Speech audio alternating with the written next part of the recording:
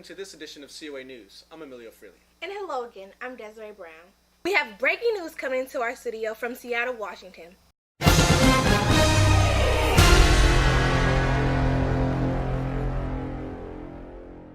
Just moments ago, our newsroom got word that federal agents in Seattle have apprehended the suspected political terrorist Adam Olmedo. Olmedo, known widely as El Loco, is the front leader to Education Liberation Army. Olmedo and his followers in the past have led violent protests against police in 2 recent terrorist attacks in Los Angeles, California. Most recently, the ELA held protests that led to 2 deaths of 3 federal officers in Washington, D.C. The CIA currently listed the ELA and terrorist network ahead of Al-Qaeda and Hamas. Oh, crap, why did it switch like that? What happened? It switched like funny, it jumped or something. Oh. There is no word yet if Olmedo will be extradited back to California to face charges, but for the moment he is currently held on $100 million bail. As we told you previously in our newscast, the new SF Transit Terminal is the greenest construction project currently in the U.S. Environmentalists have been praising the project for its sustainability and low-impact design. According to the project's sustainability guide in the project's main website, the terminal directors have the goal of recycling energy and reaching a 75% diversion rate, which they expected to lead to an eventual zero-waste system. There is also going to be a water collection system in the new rooftop park, which will recycle water for vegetation. It will also reduce electricity by adding massive skylights that will let much-needed natural light into the complex. Completion of the NIL terminal is expected in late 2018. With the construction of the NIL terminal, the excitement of the California high-speed rail system has people eagerly waiting on what the experience will be like.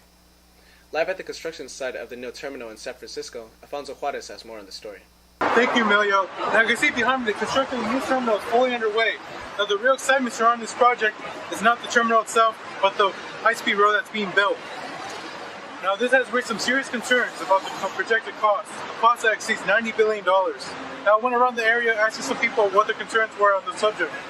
And what they had to say was that it makes some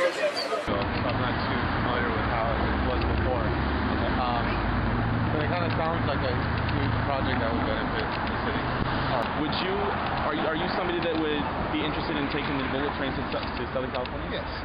It's going to be a $60 billion project to revitalize the neighborhood, bring new innovation and modernization.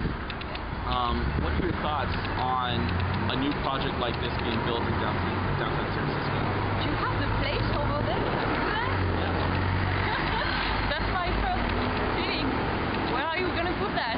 Where are you going to put that?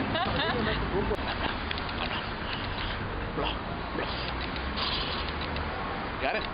What are your thoughts of that coming from the taxpayer? I don't know. I trust our government to be doing the right thing and making the right decisions with our money. I don't intend to be buying a car anytime soon, so I am very dependent on all sorts of public transportation.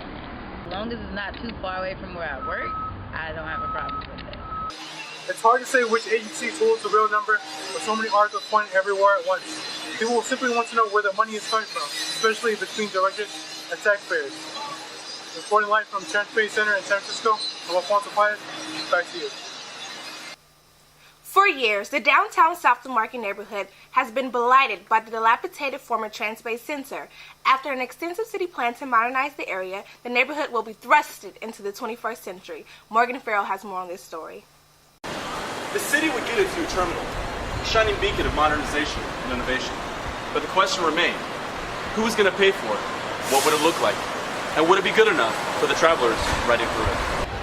There's a lot to be expected from this project, ranging from the projected cost to build and the predicted amount of revenue that is expected to feed the region. But one thing is for sure, it's expensive, it's green, and it's for a new generation of innovation.